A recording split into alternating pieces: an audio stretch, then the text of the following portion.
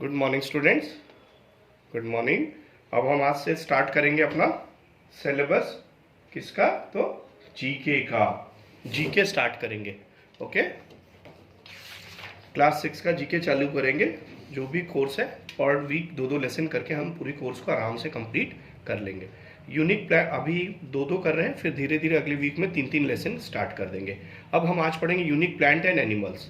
ठीक है, सबसे पहला टॉपिक जो दिया हुआ है, growing up a metre long. एक ऐसा प्राणी के बारे में दिया है जो कितना लंबा होता है, 1 मीटर लगभग लंबा होता है। It is the largest land based arthropod in the world. It has the amazing ability to climb coconut trees, peel off coconut husk and hammer the fruits open the with rocks for their large claws. उनके clause होते हैं, crab होता है, coconut crab होता है। एर्थोपोड means क्या होता है? जो एर्थोपोड यह है वो ऐसा जीव होता है जिसके टांगे में कहीं जोड़ होते हैं, उनके टांगों में कहीं जोड़ होते हैं। मतलब देखो उसकी यहाँ पे दिया हुआ है, उनके पैर जो होते हैं उनमें कई जोड़ होता है। जैसे अपने पैर में कितने हैं? 2 जोड़, एक घुटना है, एक एड़ी के पास जोड़ है, या एक जहाँ जॉइंट है। लेकिन इनके जो पैर होते हैं उनमें कई सारे जोड़ होते हैं। उसका मतलब एर्थोपोड मतलब वही होता है, आर्थ्रोपोड मतलब वो होता है। और ये ऐसा जानवर होता है कि जो कोकोनट ट्री पे भी आराम से चढ़ सकता है, उनके छिलके को निकाल के आराम से उसको फोड़ सकता है। इतना इनके हाथ में पावर होता है। जो हाथ या पैर जो भी बोले, क्रैब, हमने केकड़ों को देखा है, क्रैब मतलब केकड़ा, तो ये कोकोनट क्रैब है। ओके, नेक्स्ट आता है the lemur is the world largest nocturnal primate and a native to the island of Madagascar.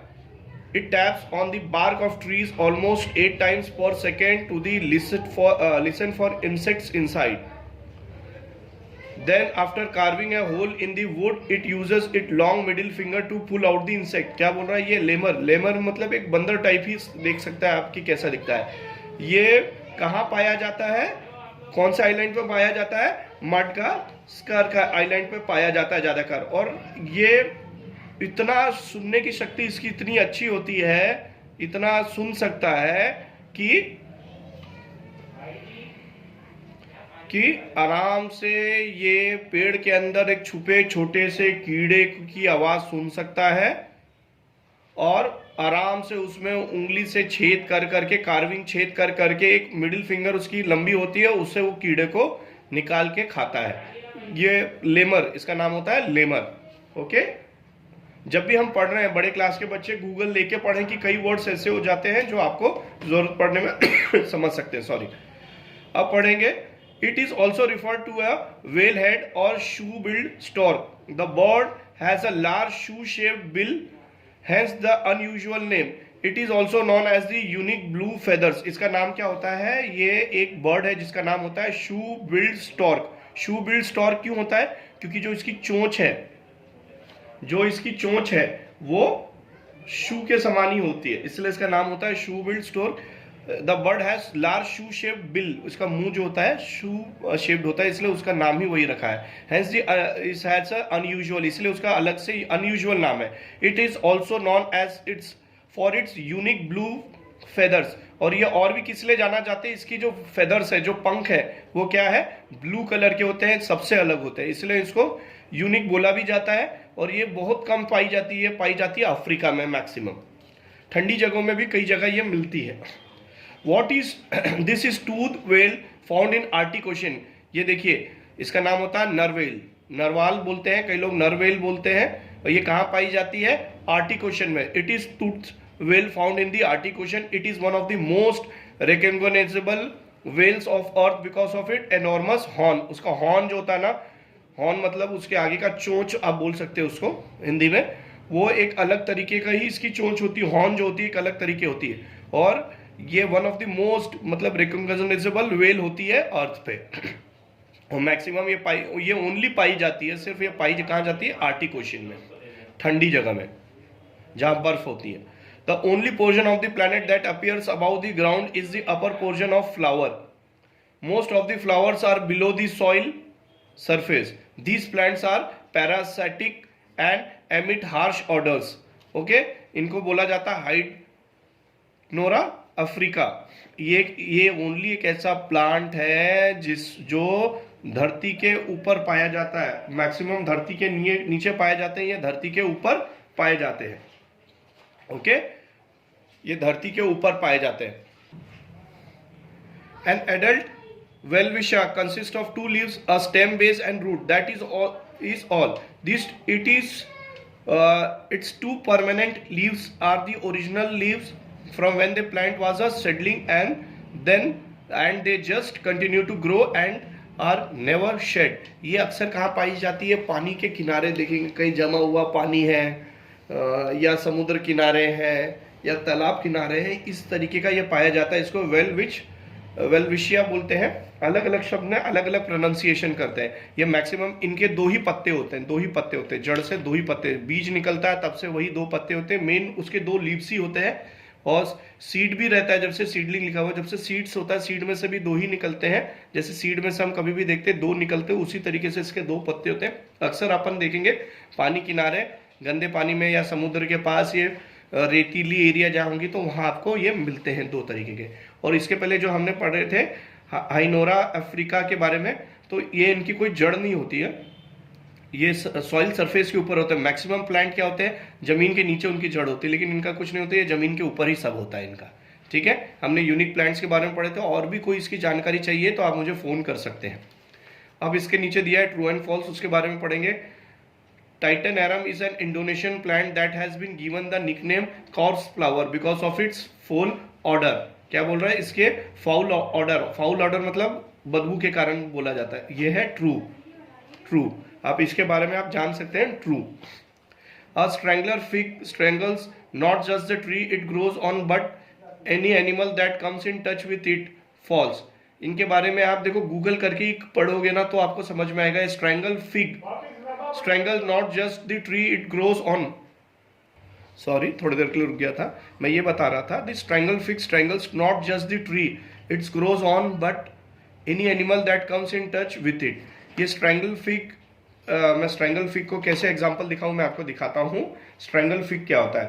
strangle fig, एक मिनट, थोड़ा सा मैं समय लूंगा बच्चों को strangle fig के बारे में बताने के लिए। strangle fig क्या होती है? स्ट्रैंगल फिग हम मानते हैं ना, घरों में एक बेल टाइप के पत्ते होते हैं, जो जिसको भी देखिए कैसे है, दिख रहा है? ये देखो स्ट्रैंगल फिग, ये क्या करेगा, जो भी इसके बीच में आता है उसको लपेटे में ले लेता है। स्ट्रैंगल फिग इस तरीके का होता है। स्ट्रैंगल फिग की बहुत सारी फोटोज हमें मिलेगी। ये छोटे छोटे होते हैं जो बरगद के पेड़ के आसपास कभी भी दिखेंगे। ये किसी भी चीज को स्ट्रैंगल कर लेता है, मतलब उसको अपने में लपेट लेता है। अगर इसके बीच में कोई जानवर भी आ गया ना तो भी उसको लपेट करेगा, लेकिन जानवर कभी इसमें बैठ के फंसते नहीं है। ठीक है, तो ये फॉल्स है। इसने लिखा है कि नॉट ओनली ट्री, और एनिमल का भी लिखा है, तो एनिमल को ये स्ट्रैंगल नहीं कर पाता, ट्री को स्ट्रैंगल कर पाता है। देखो स्ट्रैंगल फिग इसको बोलते हैं। A slender loris like to wash its hands, face and feet with its urine before eating toxic insect. क्या होता है, ये एक तरीके का जानवर है। ये क्या करता है, अपने हाथ कुछ भी खाने के पहले क्या करता है, ये अपने हाथ पैर और ये क्या बोलते हैं इसको, उसमें दिया हुआ है स्ट्रेंगल लॉरिस जो होता है एक तरीके का जानवर, हाथ, फेस और फीट अपने यूरिन मतलब अपने टॉयलेट से धोता है कोई भी टॉक्सिक इंसेक्ट खाने के पहले। ठीक है, और ये स्लेंडर लॉरिस किस तरीके का जानवर होता है? देखो इस तरीके का एक जानवर होता है जो कोई भी चीज टॉक्सिक चीज खाने के पहले अपने हाथ पैर और मुंह किस चीज से धोता है? खुद के यूरिन से धोता है, टॉयलेट से धोता है। A glass frog gets its name because its skin acts like a mirror and reflects its surrounding. तो ये फॉल्स है। ये ग्लास फ्रॉग जो होता है वो ऐसा नहीं होता है। ग्लास फ्रॉग दिखने लाइक, उसने ये बोला है कि उसकी स्किन मिरर के समान होती है कि कोई भी चीज देखो तो उसमें दिखे, तो ये रॉन्ग है। ग्लास फ्रॉग हमने घर में देखते हैं, अक्सर बहुत कम देखने मिलते हैं। एक ऐसा मेंढक जो एकदम जिसके अंदर के एक एक पुर्जे दिखते, देखो इस तरीके का होता है ग्लास फ्रॉग। बट इसने बोला कि वो रिफ्लेक्ट करता है, तो वो रिफ्लेक्ट नहीं करता है, ऐसा कुछ नहीं, वो रिफ्लेक्ट करता है। तो ये आंसर इसका होगा फॉल्स। तो पहला लेसन हमने कंप्लीट किया। इससे रिलेटेड कुछ भी अगर पूछना है तो आप मुझसे पूछ सकते हैं। अब आएंगे famous trees. The tree which a huge trunk in found in Kashmir and forms a important part of Kashmir culture. China tree इसको बोला जाता है, सभी जानते हैं। चाइना ट्री लंबा होता है और जैसे हम लोग क्रिसमस की ट्री बनती है ना उस टाइप का दिखता है, उसको बोला जाता है China tree. The evergreen coniferous tree is called as the divine tree. It is the state tree of Himachal Pradesh and scared to peoples for northwestern Himalayas. Maximum आप ये दिखेगा हमें हिमालयस में दिखेगा ये पेड़, इसको बोला जाता है देवदार ट्री, देवदार का ट्री। कई जगह इसको पूजा भी जाता है, पूजा भी की जाती है। ओके, अब आया हमारे यहाँ का tree. The tree is found in Rajasthan and called the king of desert. It is also called the kalpa trees as a all its parts are useful. इनके पूरे पार्ट्स यूजफुल होते हैं। क्या होता है इसका नाम, क्या होता है? खेजड़ी ट्री। खेजड़ी हम बोलते हैं ना, खेजड़ी। अब आता है सबसे इंपॉर्टेंट ट्री जो भारत में मिलता है। This is the national tree of India, national tree of India. It has roots hanging from the branches for its support. इसको बोला जाता है बनियन ट्री, बनियन ट्री, बरगद का पेड़ जिसको हम बोलते हैं। अब आता है this is a flowering tree calls the flame tree. It bears and red flowers in summer and it's very colourful. ये ट्री अक्सर हम कंप्यूटर पे देखते हैं, हम डेस्कटॉप पे जब कोई भी अपना पिक्चर लगाना चाहते हैं तो अक्सर आपको ये दिखेगा गुलमोहर का ट्री। ओके, ये रेड कलर होता है, फ्लेम टाइप, एकदम जैसे लगता है कि आग लगी हुई उसमें, इस तरीके से दिखता है, तो उसको बोला जाता है गुलमोहर ट्री। ये 2 लेसन मैंने आज आपको पढ़ाया हूँ, चाइना ट्री, देवदार ट्री, खेजड़ी ट्री, बनियन ट्री, गुलमोहर ट्री। ये 2 लेसन का आप जो भी वर्क है वो इसमें ही करेंगे, जो भी वर्क है इसमें करेंगे। इनके PDF बना के मैं आपको सेंड कर दूंगा। Bye bye.